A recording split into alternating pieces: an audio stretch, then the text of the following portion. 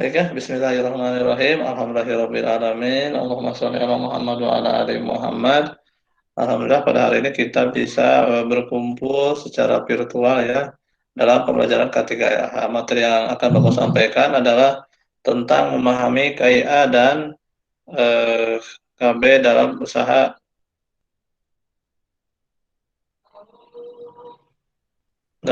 kesehatan masyarakat.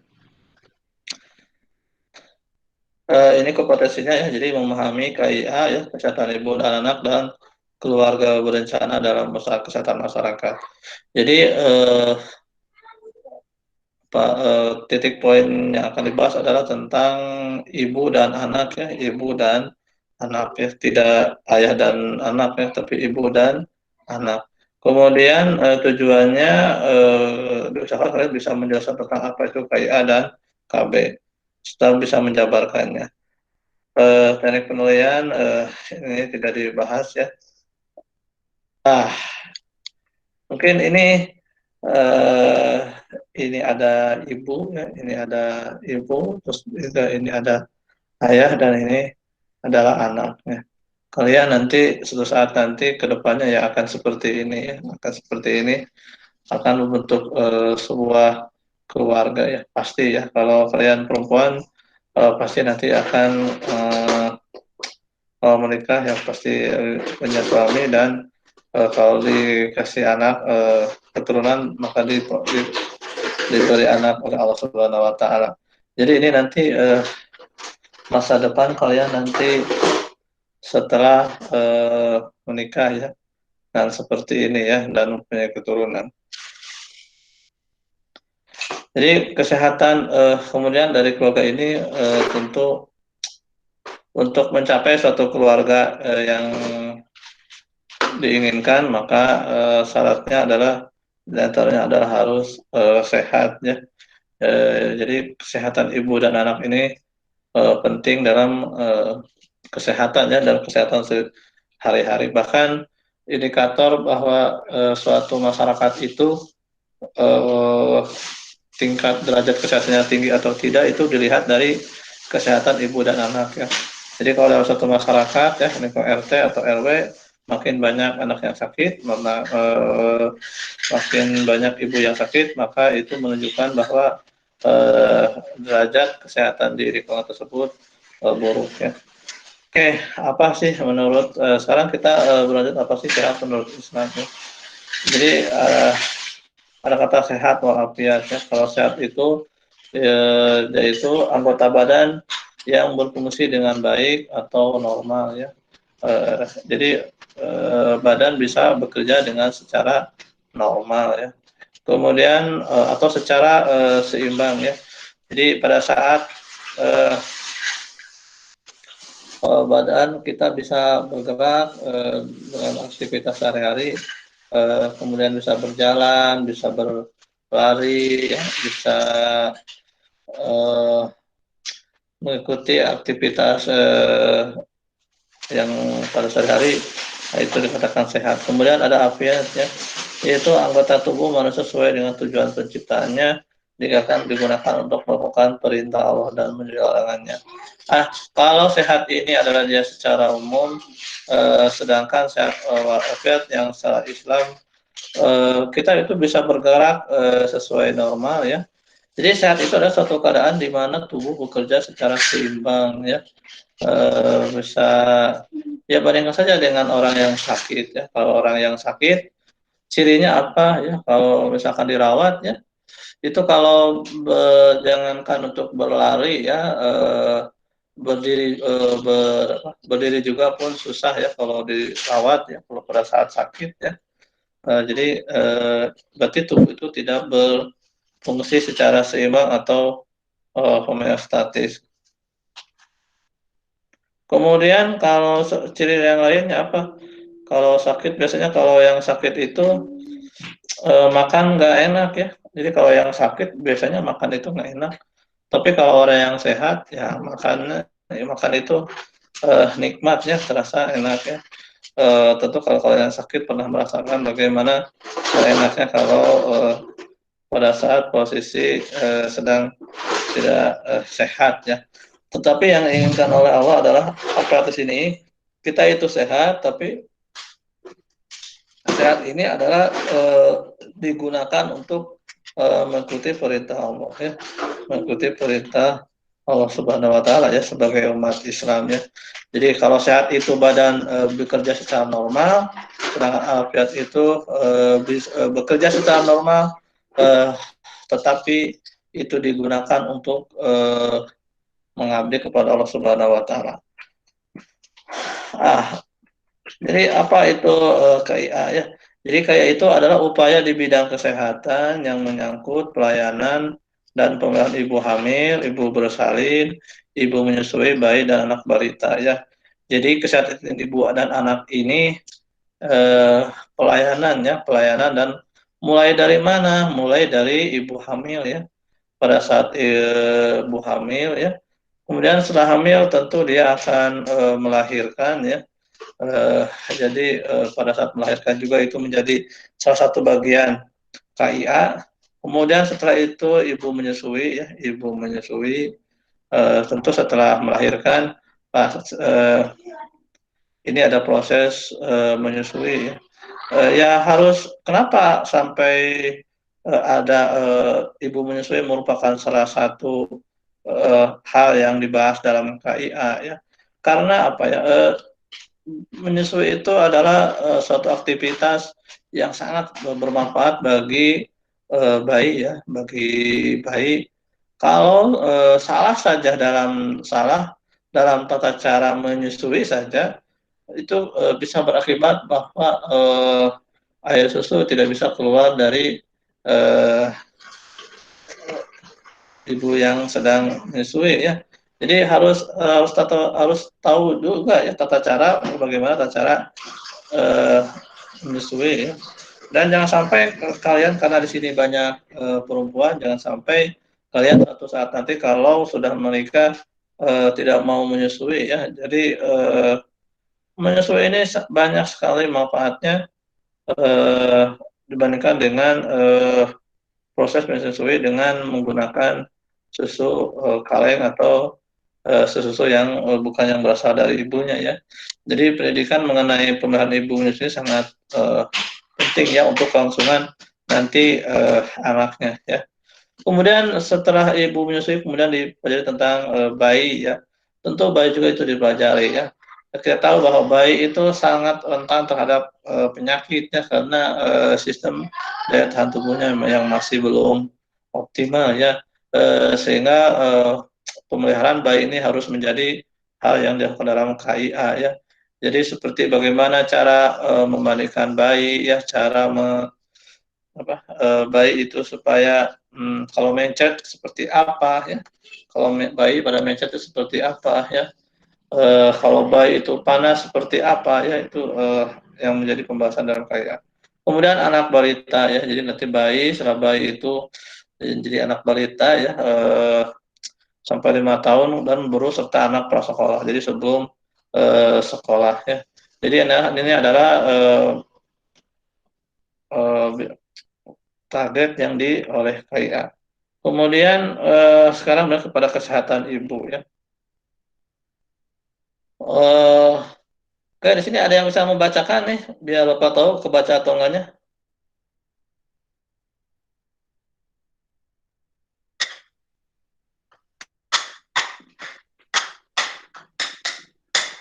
Oke, kedengaran nggak suara Bapak? Kedengaran nggak? Kedengaran Bapak. Sok ini siapa barusan namanya?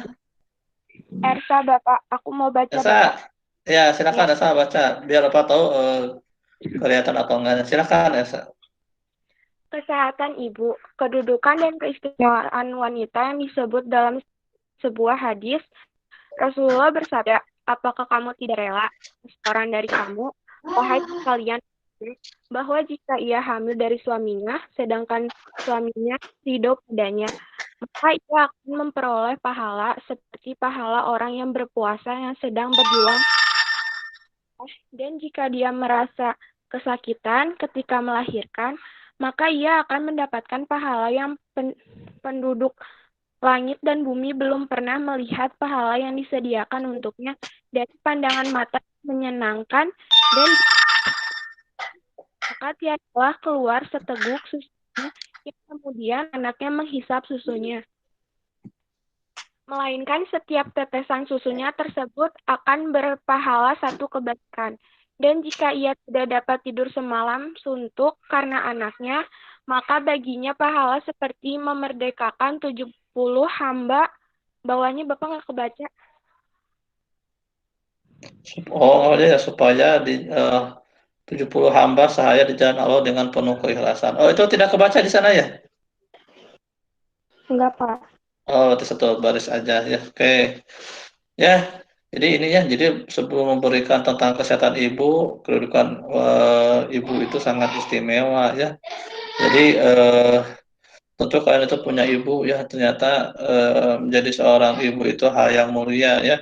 Eh, Mempunyai apa, kalian bisa hamil bisa hamil ya, itu sangat berpahala ya, kalian bisa apa namanya, menahan kesakitan ya pada saat melahirkan, itu juga dapat pahala ya. Kemudian setelah kalian melahirkan, kalian menyusui bayinya, itu juga sangat berpahala ya.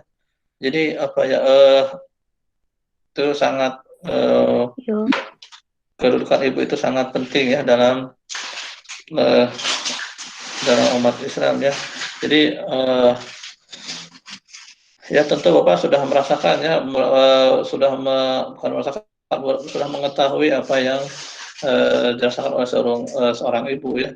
Karena Bapak juga punya istri ya. Jadi benar sekali ya, pengalaman Bapak gini, pernah Bapak waktu itu bahkan ya, itu apa, belum, tidak tidur, betul itu tidak tidur semalaman karena harus menjaga anaknya yang pada saat malam itu tidak bisa tidur ya.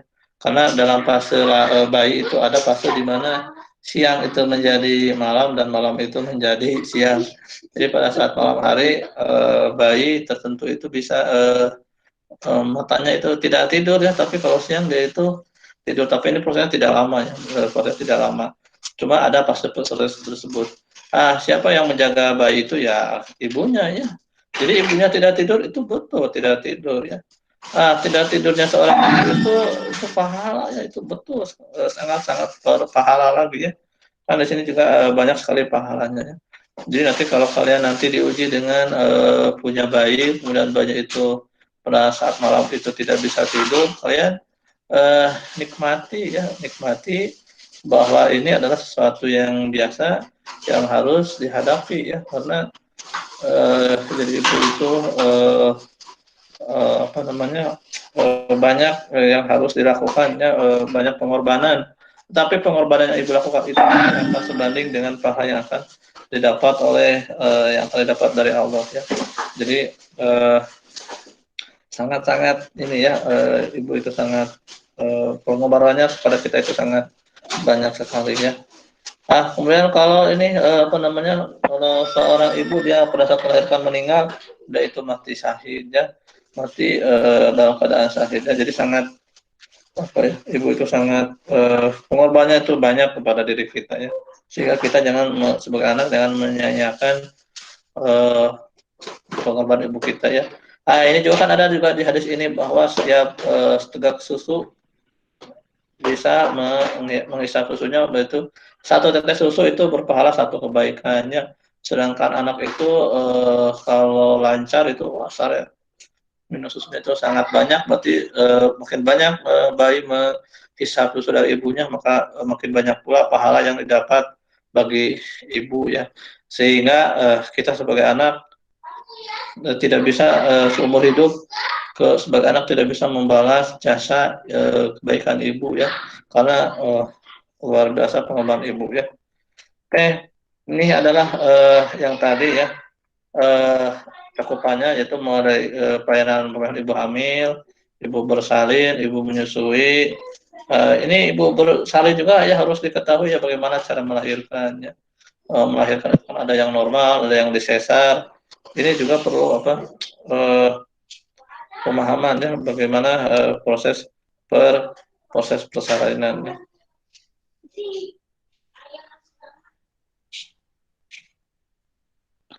Kemudian ada bayi dan anak balita serta anak prasekolah. Ini adalah cakupan daripada kalian. Kemudian kesehatan ibu hamil ya. Eh, jadi kalau sebagai ibu hamil ya, tentu yang pertama kita harus memperbanyak syukur kepada Allah atas segala nikmat rezeki yang diberikan. Jadi tidak semua ibu itu hamil ya, tidak semua ibu itu hamil. Jadi kalau hamil syukuri ya. Ini adalah anugerah dari Allah yang harus kita jaga, harus kita rawat dan pelihara. Kemudian Allah berfirman, ya, ini artinya saja ya. Sesungguhnya jika kamu bersyukur, kamu yang pasti menambah nikmat kepadamu, dan jika kamu mengkari nikmatku, maka sesungguhnya azabku ya sangat pedih ya. Jadi bersyukur ya kalau ibu itu bisa hamil ya. Itu yang pertama dulu. Jadi kalau hamil eh, yang pertama kali adalah bersyukur ya.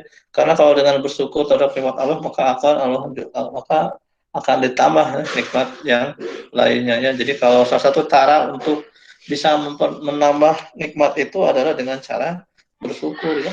Jadi kalau kalian ingin nikmat yang kalian itu yang jangan ya. Jadi kalau kalian itu ingin nikmatnya itu pada ingin tetap ingin bertambah, ya tinggal bersyukur saja kepada Allah ya, tinggal bersyukur kepada Allah. Kemudian yang kedua adalah mengontrol emosi ya. Jadi mengontrol emosi. Jadi pada saat ibu hamil harus kontrol ya emosinya. Ya di sini adalah dengan cara apa? Memperbanyak amalan, ibadah dan doa yang dapat menenangkan batin sehingga emosinya stabil ya. Jadi emosi ini jadi cara emosi ini sangat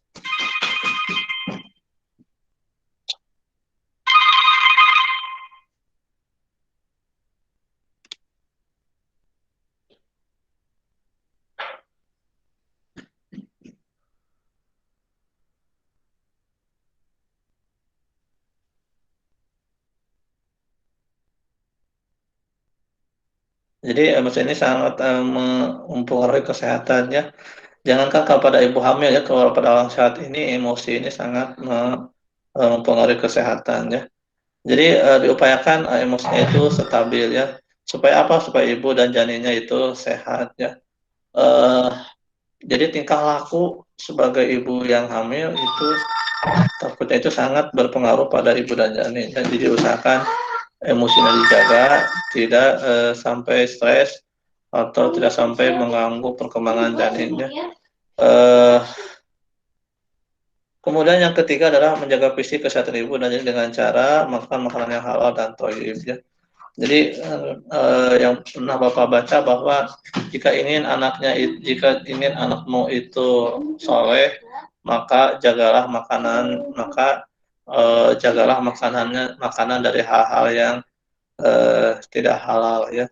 Jadi nanti kalau kalian nanti sudah besar mau menikah, jangan sampai makanan yang masuk ke dalam perut kita itu didapat dari haram ya, dari harta yang haram, dari pekerjaan yang haram ya. Karena nanti itu akan berpengaruh kepada bayi kita ya. Jadi sangat penting sekali ya makanan yang halal dan thayyib. Yaitu dengan cara apa? Mencukupi kebutuhan nutrisi ibu dan janin ya. Jadi misalkan buah-buahan dan sebagainya ya. Kemudian tidak mengkonsumsi suplemen secara berlebihan. Kalau pada dasarnya vitamin itu dibutuhkan pada saat tubuh. Jadi vitamin itu dibutuhkan pada saat tubuh kita ini kurang vitamin atau pada saat kita memerlukan banyak vitamin. Ya. Pada saat ibu hamil itu sangat memerlukan vitaminnya. Ya misalkan gini, satu hari misalkan vitamin C ya, misalkan vitamin C. Kebutuhan orang dewasa itu misal di range 250 miligram pada saat normal. Tetapi pada saat kalau dia punya bayi, maka kebutuhannya itu tidak 250, tapi menjadi lebih meningkat. Misalkan menjadi 500. Karena dia itu digunakan tidak hanya untuk ibunya saja, tetapi untuk calon bayinya ya, sehingga vitamin itu sangat diperlukan. Sehingga kan nanti kalau kalian nanti punya punya suami kemudian kalian hamil, dokter selalu memberikan vitamin ya, tambahan vitaminnya. Jadi fungsinya apa? Jangan sampai tubuh kita ini ke ibu hamil ini kekurangan vitaminnya, karena kalau kekurangan vitamin nanti akan berpengaruh pada janinnya ya. Kemudian tidak mengonsumsi yang diharamkan, misalnya khamar, karena apa? Karena bisa bayinya akan mengalami kegagalan, bayinya lahir mengalami fetal, cacat, alkohol sindrom, gangguan yang lahirnya cacatnya. Jadi jangan sampai ya pada saat ibu hamil mengkonsumsi alkohol ya. Kemudian yang kedua adalah berolahraga sesuai dengan kebutuhan. Jadi meskipun ibu hamil berolahragalah ya, tidak diam karena berat ya sudah tidak diam, tapi harus diolahragakan ya. Bahkan pada saat-saat hamil besar itu sangat menganjurkan lagi olahraga ya supaya sehat. Itu olahraganya bukan olahraga yang berat ya, olahraga yang bisa disesuaikan dengan kondisi ibu hamil. Kemudian yang kedua adalah kesehatan ibu melahirkan. Kelahiran normal itu setelah kandung itu dia itu berusia 9 bulan. Jadi kalau mau menginjak 9 bulan berarti dia itu siap melahirkannya. Tapi nanti ini normalnya, tapi nanti pada saat ternyata ada yang kurang, bahkan ada yang lebih. Kemudian ini keutamaan melahirkan normal ya. Jika dia merasa kesakitan ketika melahirkan, maka ia akan mendapatkan pahala yang penduduk langit dan bumi belum pernah melihat pahala yang disediakan untuknya dari pandangan mata yang menyenangkannya. Jadi ingat ya, jadi pada saat sakit melahirkan, ingat akan pahala yang akan diberikan oleh Allah ya. Jadi apakah melahirkan itu sakit? Sakit ya. Makanya ya pada saat melahirkan, kalian pada saat melahirkan itu di sebelah kalian itu ada orang yang kalian ada orang yang menjaga kalian ya. Misalkan saja itu adalah suami ya. Maka di sini ada laki-lakinya nih, tolong kepada sini laki-lakinya di sini di meet ini nih. Suatu saat kalau kalian punya istri kalau istrinya pada saat melahirkan seluruh aktivitas dihentikan dulu, segera dampingi istri untuk proses melahirkan ya, karena betul melahirkan itu sakit, melahirkan itu sakit ya. Kok Bapak tahu ya, Bapak juga sama punya istri ya, jadi pada saat istri melahirkan ya Bapak ada di sampingnya ya. Betul itu teriak itu sudah ya teriak itu kenapa, karena sakit ya, sehingga nanti pada saat melahirkan kalian diupayakan didampingi oleh orang yang kalian sayangi ya, ya biasanya seorang suami ya. Nah pada saat melahirkan, ibu-ibu pada saat melahirkan yang perlu diperhatikan adalah eh, jangan lupa ya kalau mau bertirak minta tolong kepada Allah ya, supaya proses melahirkan itu lancar ya. Jadi ini melahirkan ini bukan sesuatu yang ini adalah masa depan kalian ya, nanti pada saat akan melahirkan ya, melahirkan ini harus mempunyai mental yang kuat ya. Seperti nanti pada saat proses pelahiran itu tangan itu dikepal ya, kemudian nafas itu diatur ya, bagaimana cara bernapasnya ya. Nanti juga biasanya suka ada proses pembimbingan dari dokter ya, dokter spesialis kandungannya atau dari bidahnya. Jadi harus diupayakan kalian nanti kalau ingin melahirkan normal dulu ya, jangan dulu sesar dan sebagainya, tapi normal dulu ya. Di sana itu sakit yang kalian rasakan itu akan berpahala ya, akan berpahala. Kemudian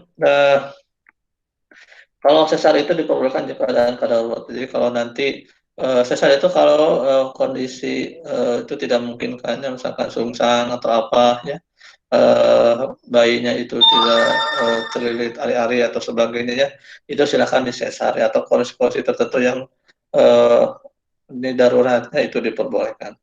Kemudian misalkan ini ya menyalahkan jiwa ibu, kasus esofagea, darah tinggi, jantung, perdarahan terlalu banyak dan lain-lainnya. Jadi sesar ini tujuannya untuk menekan jiwa ibu, ibu yang bagaimana, yang mempunyai darah tinggi, ya, yang jantung, yang pendarahannya terlalu banyak. Jadi kalau melahirkan secara normal itu pasti akan keluar darah banyak, sehingga pada pasien yang eh, itu punya penyakit pendarahan ya, yang sering ya tidak diupayakan secara sesar ya. Kemudian untuk menyelamatkan jiwa anak ya. Ibu sudah meninggal tapi bayi masih hidup ya. Ya ada seperti ini ya. Jadi ibunya pada saat melahirkan ibunya meninggal tapi bayinya belum keluar, ya segera cepat sesar ya. Ini menjadi satu hal yang membolehkan proses sesar ini. Kemudian ini untuk menekan jiwa ibu dan secara bersamaan ketika air ketuban pecah, namun belum ada kontraksi, bayi terlilit tali pusar, usia belum matang, posisi bayi sungsang dan lain-lainnya ya. Jadi ini ketika air ketuban pecah misalkan gini, jadi kalau melahirkan itu kan nanti ke air keluar ya, air itu keluar ketuban pecah. Nah, pada saat eh, air ketuban pecah tapi belum tidak ada kontraksi, ya ini hati-hati ya. Ini bahaya ya. Jadi segera sesar ya. Karena nanti susah nanti jadi air ketuban itu membantu proses untuk keluarnya bayi ya, keluarnya bayi dari rahim ibu ya. Jadi ya sangat hati-hati ya. Jadi kalau itu tidak ini segera disesar ya. Lalu apa dasarnya dalam Islam ini ya, barang siapa yang melakukan kehidupan seorang manusia maka seolah dia telah melahirkan kehidupan manusia semuanya ya. Jadi ini sesar ini diperbolehkannya dalam kondisi tertentu. Kemudian kesehatan ibu nifas ya, artinya kesehatan ibu setelah dia melahirkannya. Jadi nifas itu apa? Darah yang keluar dari kemaluan perempuan mengiringi wilada setelah melahirkan anaknya. Jadi nanti setelah melahirkan besoknya nanti akan masih keluar darah ya. Nah, itu adalah darah nipas. Nipas ini sebentar saja, itu biasanya 40 hari, jadi kurang lebih 40 hari. Selama-lamanya itu ada yang 60 sampai 60 ya. Tapi ini umumnya itu biasanya 40 hari. Jadi selama 40 hari ini bagi seorang istri ini jangan diganggu dulu ya sama suami. Jadi kalau nanti kalian sedang melahirkan, mulai setelah 40 hari tidak boleh dulu diganggu eh, tempat keluarnya bayi ya. Kemudian jika lebih dahulu itu ada darah istihadah ya, darah kotor. Nah ini hadisnya ya. Jadi hadis dari Muhammad dari Ummu Salamah ini istri Nabi. Para wanita yang bernipas pada masa Rasulullah SAW itu duduk berarti selama 40 hari dan 40 malam. Ya. Tapi ini pada saat kemudian saat ibu nipas, nah ini ya, satu bebas dari aktivitas ibadah fisik ya. Jadi kalau ada ibadah, jadi ibadahnya jangan dulu ya seperti sholat, puasa itu tidak boleh ya, tadarus ya. Itu kalau sholat dan berpuasa ini otomatis dia tidak ibadah dahulu ya. Kemudian yang kedua menjaga kesehatan dan kebersihan. Saat tipa darah, kalau tahu keluar rentan infeksi ya. Jadi banyak kotorannya yang keluar sehingga apa perlu dijaga kebersihannya ya. Kemudian ketiga dilarang melakukan hubungan suami istri. Kemudian mandi besar setelah berakhirnya masa nifas itu setelah 40 hari ya. Kemudian kesehatan ibu menyusui. Kalau ada yang bisa bacakan ini, ada yang bisa bacakan?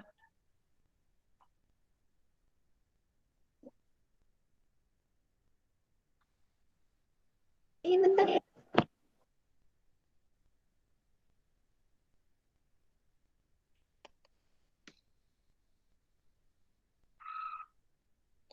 Oke, ada yang bisa bacakan nggak? Artinya saja lah.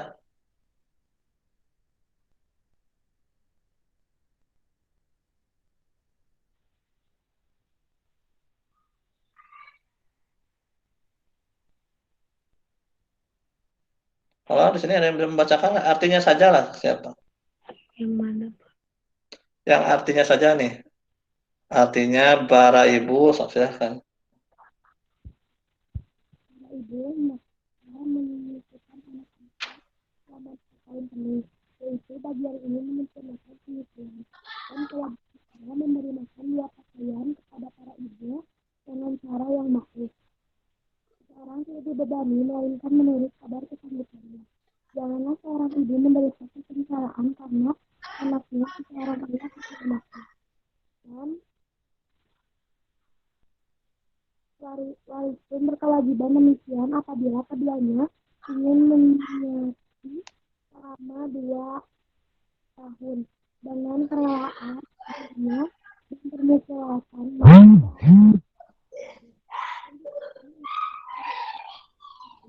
maka tidak ada dosa bagimu dilakukan apabila kamu memberikan pembayaran menurut kontraflow kepada Allah dan ketahuilah bahwa Allah Maha melihat apa yang kamu kerjakan. Surat Al-Baqarah 233. Oh ya, oke ya. Nah, ini ya. Ini ibu menyusui aja. Jadi kalian nanti kalau jadi ibu ya, tolong ya susui anaknya selama 2 tahunnya. Itu sangat apa ya namanya sangat berarti bagi anaknya. Banyak sekali manfaatnya ya. Kenapa harus menyusui anaknya ya? Maka ini adalah perintah Allah yang menyusukan. Kecuali kondisinya tidak bisa menyusui ya. Jadi nanti jangan sampai menyusui, jangan sampai stres ya, jangan sampai stres karena belum keluar air susu ibu, tidak keluar ASI. Jangan dulu stresnya, berusaha semaksimal mungkin agar ASINya itu keluar dari ibunya ya. Itu sangat apa? Tidak semua orang itu bisa menyusui ya karena memerlukan ilmunya ya, caranya ya agar ibunya itu bisa menyusui ya. Kalau sangat jauh berbeda sekali antara ibu menyusui anaknya dengan ASI dengan cara diberikan susu kaleng itu sangat sangat berbeda sekali, sangat jauh ya. Kedekatan ibu menyusui itu dengan ASI sangat bagus sekali ya. Yang itu tidak bisa dibandingkan ya dengan memberikan susu formula ya. Jadi pesan Bapak kalian nanti niatkan. Jadi yang pertama adalah niatkan di hati nanti kalau sudah punya bayi ya, punya bayi berikan ASI yang terbaik ya. Itu niatkan dulu dalam kalian ini. Yang kedua jangan putus asa ya, jangan putus asa. Teruslah dilatih agar ASI ini keluar ya. Terus aja. Jangan sampai menyerah, jangan sampai ketiga jangan sampai stres ya, jangan sampai stres ya. Yang keempat carilah ilmu ya bagaimana cara menyusui ya sehingga di puskesmas itu ada ya jadi kayak itu adalah salah satu bagian program yang ada di puskesmas. Silahkan kalian konsultasi mengenai bagaimana cara menyusui yang baik, mengeluarkan ASI yang banyak ya, apa saja bahan-bahan herbal yang bisa membantu proses menyusui ya. Dari Bapak gini, daripada nanti kalian itu memberikan susu formula buat anak, lebih baik kalian itu mengkonsumsi buah-buahan ya, yang banyak ya. Karena itu nanti akan diminum oleh bayinya. Nah ini manfaatnya banyak ya. Satu, mengurangi risiko terkena kanker payudara ya, kanker rahim dan ovarium ya. Jadi nanti risiko kanker payudara ini menjadi lebih kecil kalau ibunya itu menyusui anaknya. Kemudian mengurangi risiko osteoporosis ya. Kemudian sebagai KB alami ya, kemudian meningkatkan kesehatan emosional, kemudian meningkatkan proses pengembalian berat badan normal ya. Jadi ini manfaat dari menyusui. Kemudian kontrasepsi ya. Kontrasepsi ini pastikan wanita diperlukan menjaga jarak kehamilan. Menjaga jarak dengan tujuan memberikan anak protein yang cukup dan demi kesehatan wanita itu sendiri. Kontrasepsi ada yang alami, ada yang modernnya, yang modern nanti dibahas. Kemudian yang kelima adalah kesehatan anak ya. ASI ini adalah makanan terbaik untuk bayi, memiliki kandungan semua zat gizi yang diperlukan bayi dalam masa 6 bulan. Jadi pada saat 6 bulan itu bayi itu ya harus ya cukup ASI saja. Jadi selama 6 bulan cukup diberikan ASI saja ya selama 6 bulan itu. Karena kandungan gizi ASI ini banyak sekali, ada yang protein lemak, mengandung laktosa, vitamin, zat besi, garam, kalsium, fosfat, serta memiliki kandungan yang cukup dengan sesuai kebutuhan bayi ya. Memberikan ASI kepada anak itu sampai usia 2 tahun ya. Jadi surat Al-Baqarah yang tadi ya, hendaklah ibu menyusui anaknya selama 2 tahun penuh, yaitu bagi yang ingin menyempurnakan penyusuannya. Jadi setahu Bapak sampai sekarang itu komponen ASI itu masih belum bisa, komponen susu formula yang ada sekarang itu sampai saat ini belum ada 100% itu seperti ASI belum ada ya, belum ada. Jadi saking istimewanya ASI ini, berarti saking kalau ASI ini sangat istimewa, berarti berupayalah seorang ibu memberikan ASI kepada anaknya ya, minimal sampai 2 tahun ya. Kemudian nanti kan di ASI juga ada nutrisi, di sana juga ada antibody, ada antibody dari ibunya yang turun ke anak ya. Itu yang tidak apa ya, susu formula itu eh, membuat suatu antibody itu eh, apa namanya, sangat susah ya. Ini kalau ASI ya tinggal, itu sangat gampang ya, tinggal bayinya itu didekatkan di pelukan ibunya, tinggal me- tinggal ibunya memberikan ASI-nya, itu keluar ya vitamin, protein, zat antibody, zat itu kepintaran, itu sangat banyak sekali ya manfaat ya, apa namanya, kandungan-kandungan dari susu terhadap bayinya, sehingga selama 6 bulan ini cukup saja bayi di ASI saja, cukup ASI saja, tidak usah makanan yang lain. Kemudian nanti 6 sampai 2 tahun itu ya silakan ditambah makanan yang lain ya. Dari Bapak gini, selama 6 tahun sampai ke sini ya silakan ya Bu Milna atau apa ya yang mudah dicerna ya. Kemudian sebaiknya setelah ini diupayakan bayi itu jangan dikasih dulu makanannya cepat saja, jangan ya. Berikanlah sayuran-sayuran yang di blender, yang dibekukan dulu, ya itu jauh lebih baik daripada makanannya yang instan, yang ininya seperti wortel dibubuhkan, kemudian daun-daun sayur-sayuran itu dibikin seperti bubur, itu jauh lebih banyak manfaatnya kepada bayi ya, jadi penunjang bagi kesehatan bayi ya.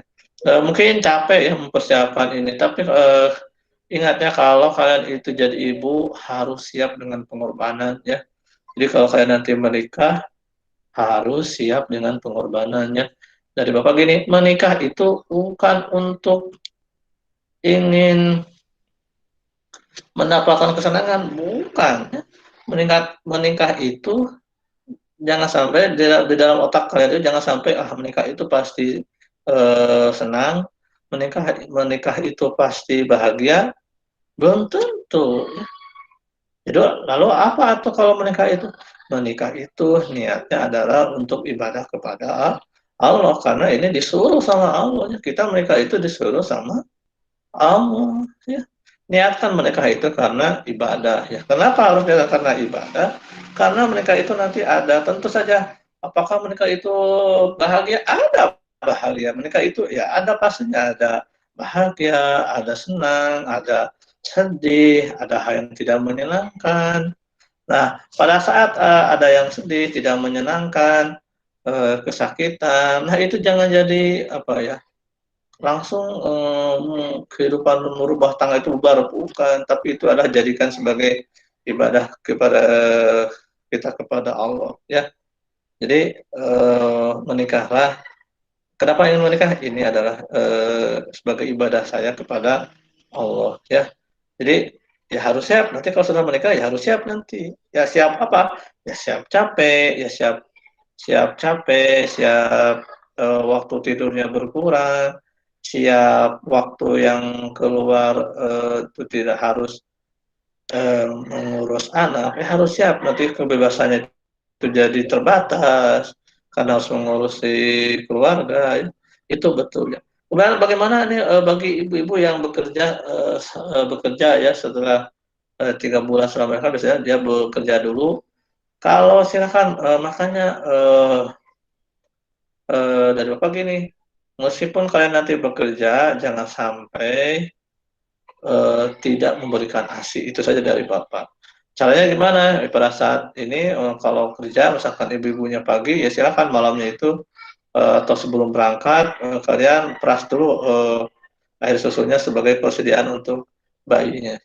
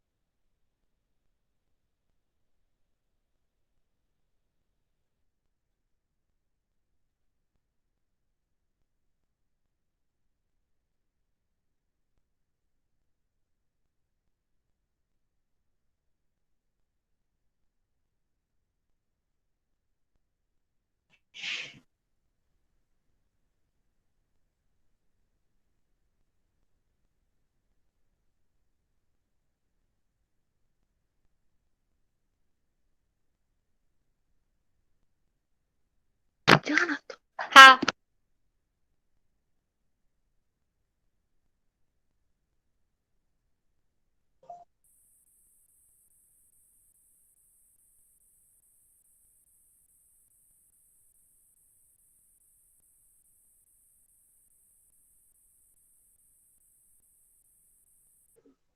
Bapak mana? Bapak mana?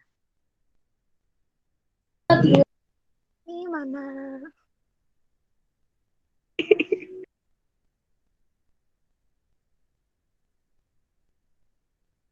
Ah, lanjutin lah. Bapak mana? Bapak mana? Di mana sih bapaknya di mana? Astagfirullah. Jadi ya.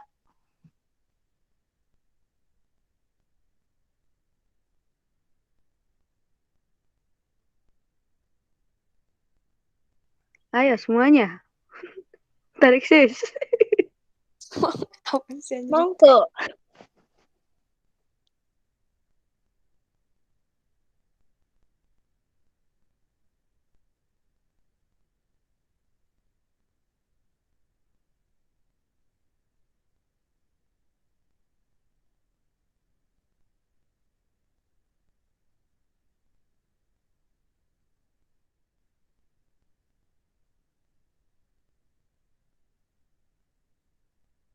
Udahan, ini teh udahan. Tadi ada tahu bapaknya join tapi keluar lagi sih ya.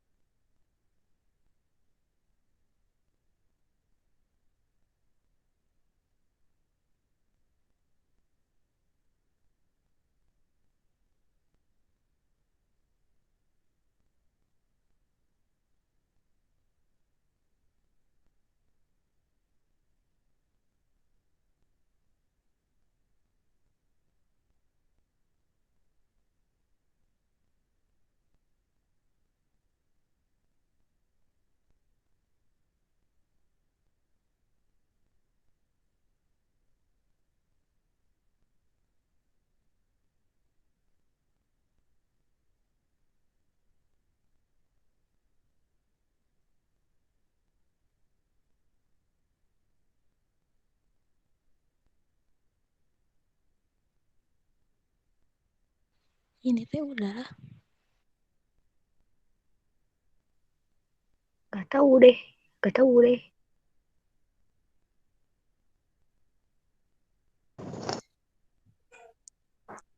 Sambil nunggu bapak kita scroll TikTok.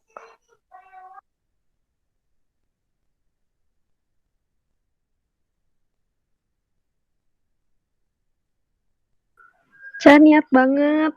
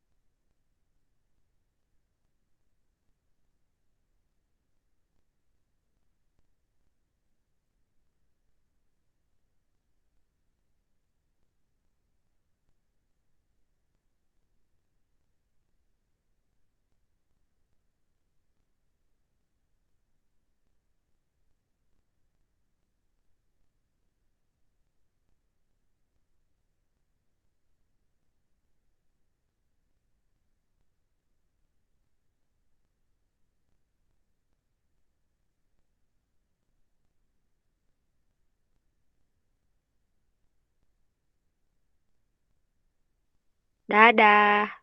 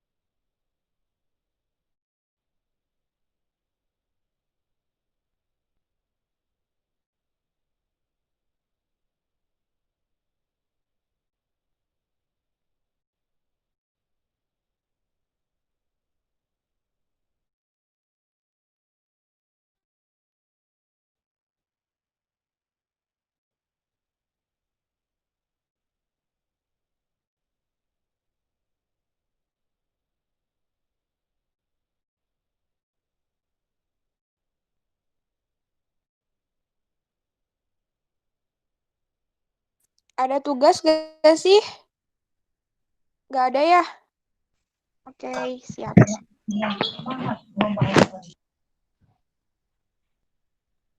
Ada tugas gak?